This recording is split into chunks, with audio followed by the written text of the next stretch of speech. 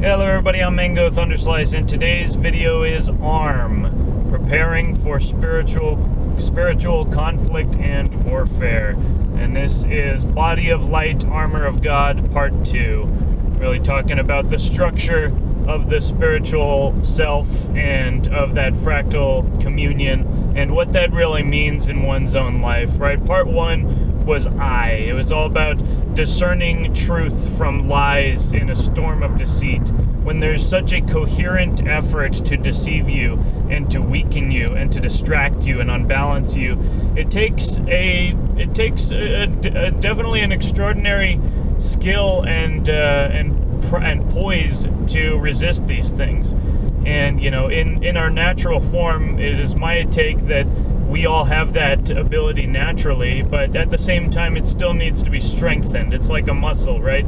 We're all born with the muscle, but unless you train it, then it doesn't actually, have that force that it needs to respond to situations. So, and in the physical sense, like the arms, right? But also our arms and like firearms. Why are they called firearm? Because it's essentially an extension of your arm. It is basically everything that we interface with is a sort of, basically extension of our body, right? This car that I'm driving is designed to respond to my arms and my hands and my legs, and it's designed so that I can see from my eyes out the windshield. Everything we have is an emanation and sort of a gestalt of our human form.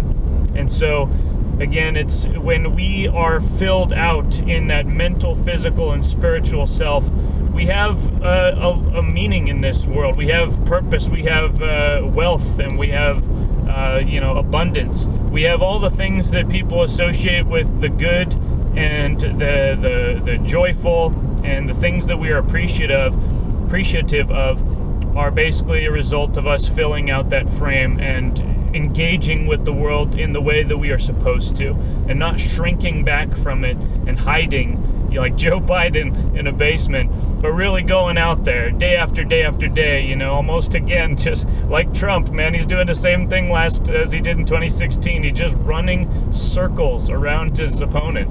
Hillary didn't even go to the states that she lost. Like, she just assumed that she would win, and she, everybody knows she was not exactly in tip-top shape. And, she had to be thrown like a sack of potatoes into a black SUV on 9/11 Memorial Day, which is not a good look. And it's kind of the same with Biden, just even worse. Like, he's just degrading, and even with a teleprompter, he just sounds like so weak and dejected. But it's like Trump, he's an old guy too, but he's out there and he's nimble and he's limber and he's basically going to all these places. And you listen to them, and each one, I don't listen to all of the campaign speeches, but I'll drop in and listen to some of them while I'm at work. And he's really actually adapting to his crowd. He is a stand-up comedian. And, he's probably funnier than pretty much all of the comedians in the media today. The woke virus has taken them all. And, of course, as we could probably, surmise, these people are compromised just like the rest of the celebrities, right? They're part of that clique. They are, under the thumb, and they will bend the knee whenever asked and demanded. And so they'll all basically parrot the line of the cabal of the party, and they don't have an opportunity to choose because they compromise themselves. They became demons. They became subhuman in a spiritual sense. And that is really, again, what the true religion is about experiencing bliss through liberating ourselves from sin. Because you do not have choice, you do not have agency when you are an animal, when you are subject only to, base desires and addicted to substances and, to habits and to media. It's, our entire cycle of time even, right? What's the name of the 7-day cycle? It's called week, and it leaves us weak. And we get to the weekend and we find ourselves weakened. And, we move through the days, right? In a daze and a haze. And I'm not the first person to point out these puns, but it's interesting, again, the structure of time and cycles that we have been placed in, and why exactly we were cast out of the Garden of Eden, so the story goes. Why did we fall out of paradise? And it's because, we learned of the tree of good and evil. We bit of the fruit, or so the story goes. Eve did, and then, well, it kind of was collective retribution. Or Adam ate the fruit too at a certain point, right? But in any case, everybody bears responsibility once they know good from evil. Once you understand the consequence of your actions, you have to basically you have to make a choice by default. I mean, you can try and not make that choice, but in and of itself, that still is a choice. But you either take advantage of a position over people, of your greater perspective, like greater and superior in the sense of geometry, of being higher, of actually having more, within the scope and range of your purview. The more higher you are on a mountain, for those who climb mountains, you realize what I'm talking about. You see everything. You can see everything from the top of the mountain. You have the apex, but when you're down on the ground, you really only see the area directly in front of you. And so that is, when a person learns of good and evil, of the consequence of their actions, it is like, geometrically, they occupy a superior position. They can see more.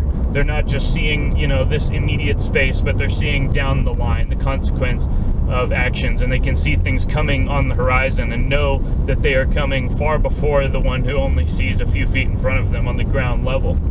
And so when you learn the consequence of your actions, you either choose good or you choose evil. You choose to use it in the frame of the Creator, in a benevolent, mutually symbiotic, modality, or you choose to do evil. You choose to take advantage of it, and you choose to exploit people and basically sap the life force from them.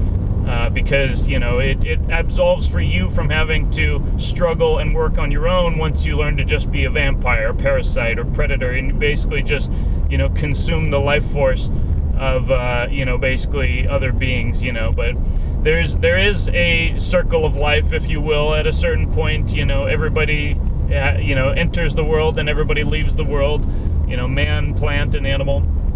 But the spirit lives on. And that spirit is the animating archetype, right? It's the operating system and the just the form. The frame of the entire tree is contained within the seed. There's a light form. It exists outside of time, and our experience of time is it just literally passing through sort of a dimensional membrane. And so when our soul, when people say, the soul is corrupted and whatnot, what does that mean? It means that the person is no longer acting within that light form, within that preset pattern that, allows us a successful passage through this physical dimension and membrane.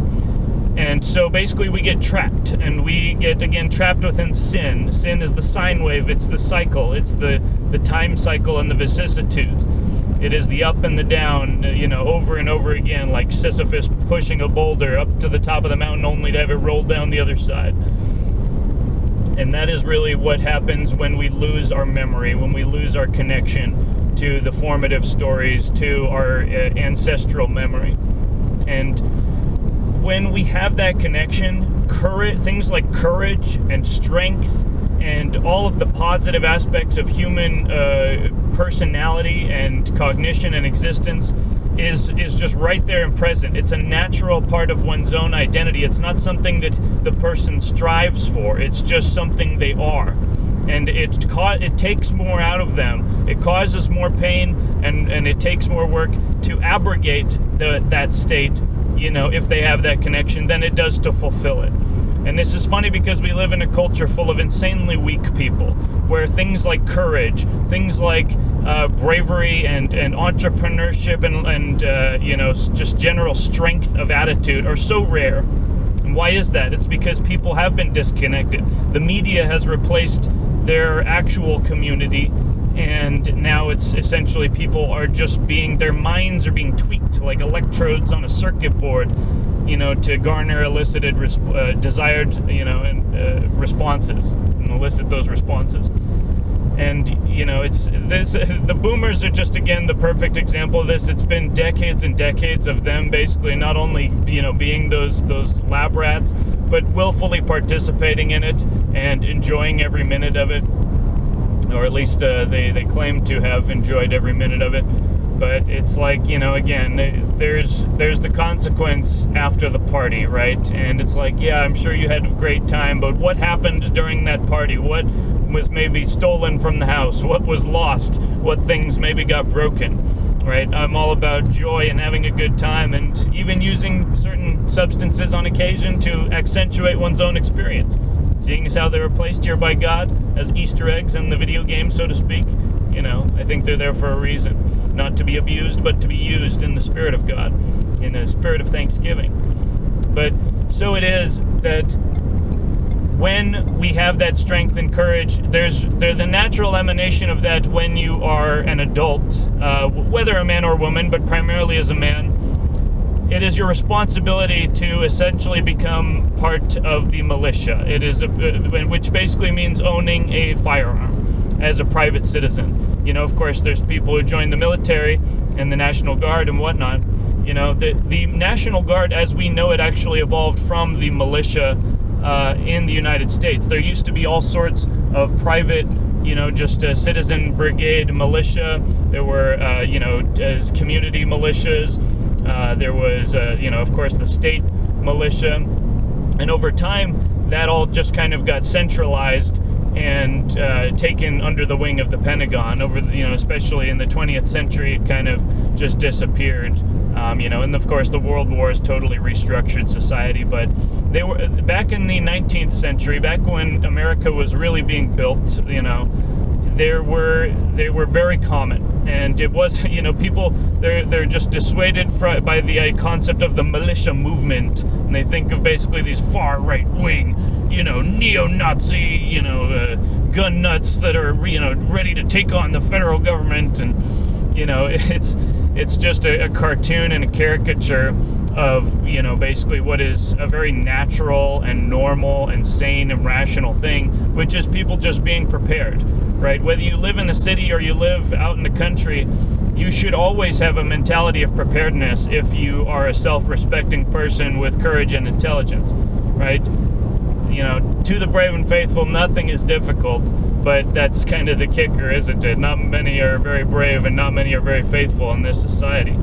And the greatest intelligence in the absence of wisdom, in the absence of those godly virtues, gains you nothing. It can gain plenty for others, because again, you can be a demon and just corrupt oneself in the service to others. But again, the true economy of the kingdom of heaven is a net gain scenario for every single transaction. There is an increase in value. It is not a zero-sum game, as we alluded to in the last video.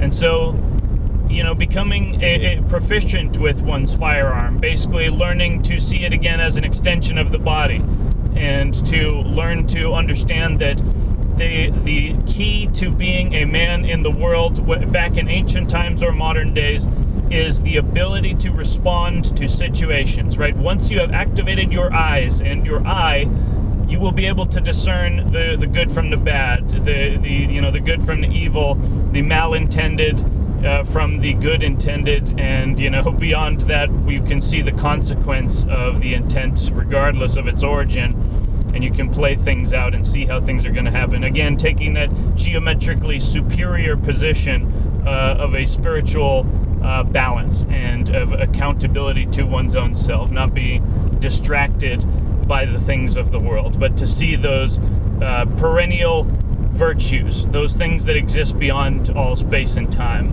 And again, the people who do focus on those are the people we remember forever, because they create things that are relevant forever. The great works of literature and art absolutely are in this category, because they captured something that existed beyond their life, like a Harry Potter Horcrux, right? Something to guarantee immortality in a physical object, but in any case, it's not like, Plato and Socrates are still physically alive, but through spirit, they are absolutely still a part of this world and are influencing people by the millions every single day.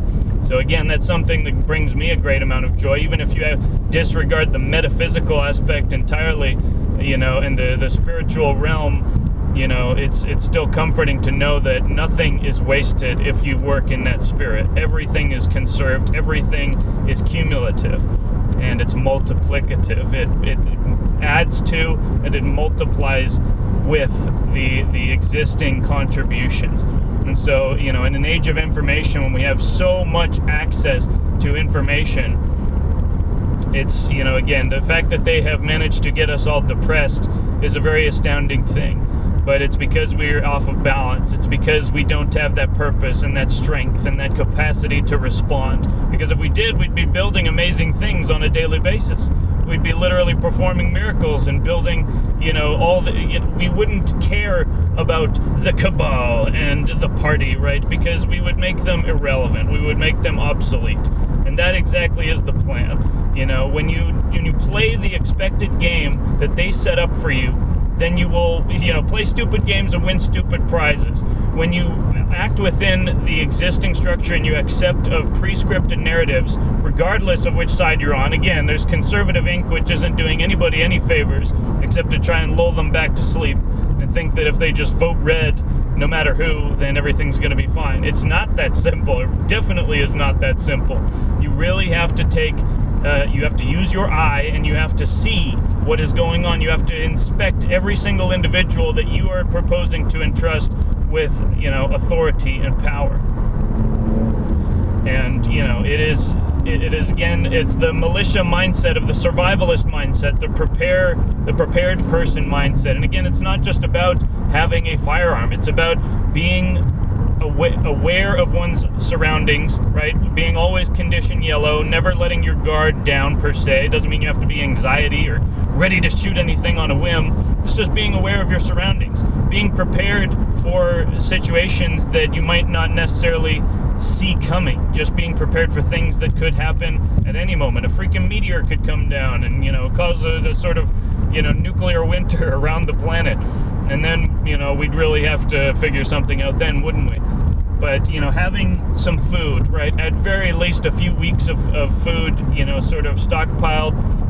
There's a lot of pre-made things out there on the internet, of course. But realistically, you can go get some food-grade paint buckets down at Home Depot and get the screw-top sealing lids, get a vacuum sealer, and just whenever you're at the store, just buy a little bit extra of rice or dried beans or something else that will last for a long time, and then vacuum seal it and put it in there and screw the top on and just leave it, And if you ever run out of rice, or something, or beans, you can always just go in the, garage or wherever you've stored it and pull one out.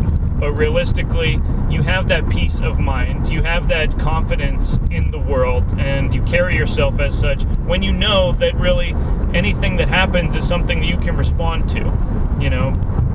Financially, you may not have all the money in the world, but if you know how to structure your money, and again, I relish the day when the banks are all collapsing, but until that happens, you can't really exist in the world outside of the system of credit. And so your best bet, and this is something honestly I learned from Trump in the last few years, I realized that as long as this system is the way it is, the best bet of any person, even if they oppose the system, is to use credit intelligently, and just, if you don't, then don't use it, basically, but use it enough so that it's there if you need it, and that honestly, in a sense, is worth more than having insurance, medical insurance, and all these other insurances.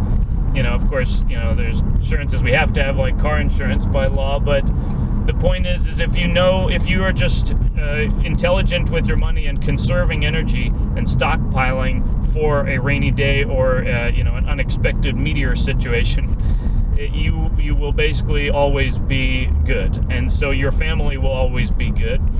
And beyond that, again, I think that personally, I have a 9mm pistol that I have a concealed carry permit for, so I am always prepared to respond. I always carry an extra magazine with me. I guess sometimes when I'm nearby the house, I don't take the extra magazine. I just take the pistol. But I've built my AR-15, which I did a video about on this channel, showing how to make it featureless according to California law, so that it's not obligated under those laws to be reported as an assault rifle, whatever that means. And there's a couple different ways to do that. But you either have to have a fixed magazine, or it has to be featureless, which the biggest pain in the ass about that is you can't have a pistol grip, which the standard AR build will have a pistol grip, but I essentially just put on sort of like a shotgun style grip, and so I find it to be very comfortable. Just had to switch out an ambidextrous safety switch, because I couldn't reach around the with my thumb on a normal one. But in any case, easy fixes. I would recommend also having a shotgun. I haven't purchased mine yet because, well, I've got more pressing matters for the moment, but I am looking at a couple magazine-fed options. I guess there's really only two that I'm aware of: the Mossberg 590M and the Remington 870. And basically, I think with the Remington, it's a maximum of like 4 or 6 shots in the magazine. With the Mossberg, there's like 5, 10, and 20 round magazines for this thing. So that's what I'm looking at. Of course, I could get a shotgun for cheaper than those, but the idea of being able to fire 5, 10, or 20 double up buckshot rounds without having to reload cartridges is that sounds like a pretty ideal home defense and all around good times at the range type of weapon. And so, basically just being prepared. Again, if you have a private firearm and you are prepared in your life in general, you are by default part of the militia. It doesn't matter whether or not you call yourself that. It doesn't matter whether or not you're part of any organization. But, and even the organizations, it can be just people learning how to shoot and having a good time at the range, but also even going camping, right? Learning how to bug out and basically, take what you can in a vehicle and essentially just go, or on your back, right? And it's very, again, it's fun to go camping. Now it's of course also being chastised as something of white supremism, because apparently black people don't like to go camping as much as white people do, for whatever reason. But I actually see a fair amount of people of color when we're out camping, but this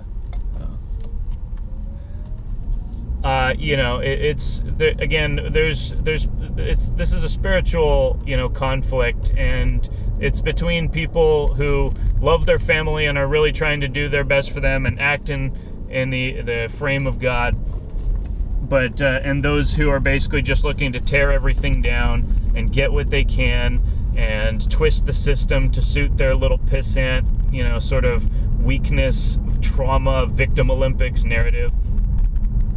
And the choice is clearer now more than ever. It is embodied in the presidential election. And, again, you don't have to completely endorse everything about a single person in their entire life in order to say that, okay, this person is going to be a better safeguard and representative of the things that I find to be important, right? Even, again, just the Supreme Court justice thing and the Second Amendment, even if there's no chance of Roe versus Wade being overturned, if we can just protect the Second Amendment over the course of the next few decades, understand that they cannot implement what they're calling the New World Order unless people are significantly more disarmed than they are now. And if we have things like national reciprocity and nationwide stand your ground law, crime is going to disappear, and the potential for a takeover of the United States or a splitting up of the United States is going to go down precipitously.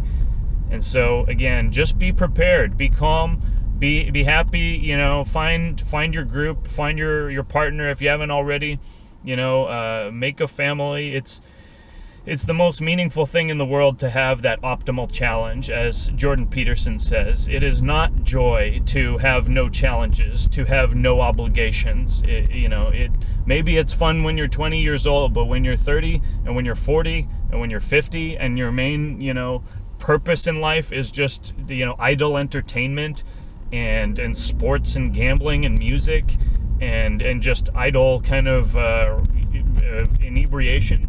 It's not becoming of you, lad. And there's a reason that you don't find happiness in the later years of life if that's the kind of modality that you're looking at when you're in your younger years and young adult years. So again, everybody always has the chance to turn things around and sort of repent in a sense and be part of that constructive field of God.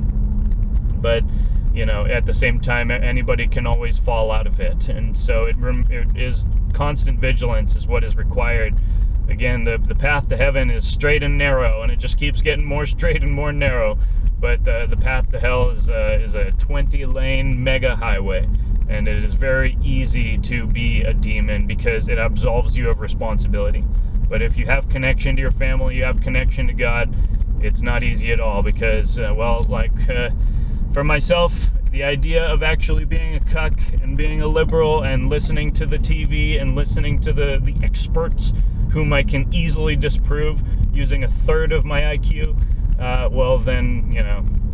I just can't fathom it, and it's not going to happen. Not today, not tomorrow, not in the next lifetime.